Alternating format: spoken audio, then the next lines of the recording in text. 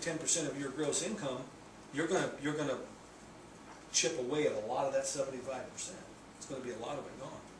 So let me ask a question. Is it possible here, to make this real, wherever you work, if there was across the board 10% pay cut, just across the board,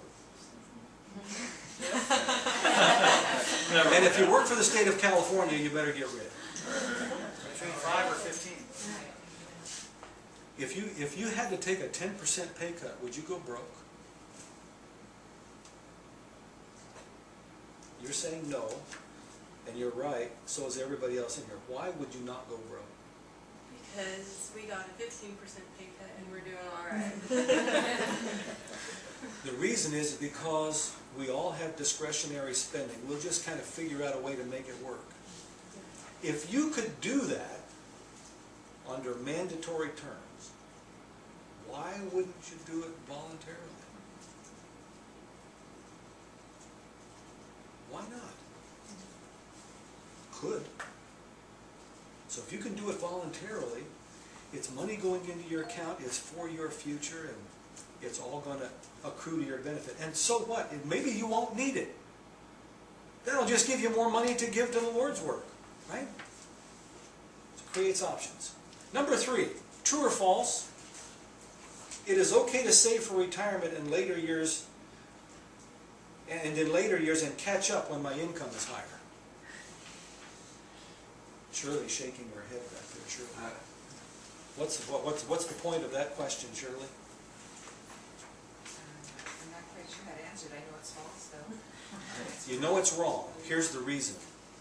It is better to start out young with $100 a month and get compounding interest and growth on your side than it is to wait for 10 or 15 years and put in $300 a month. I've got some charts that show you that if you start when you're 21 with $100 a month, if you waited until you were 40, you got to put away almost $700 a month just to catch up.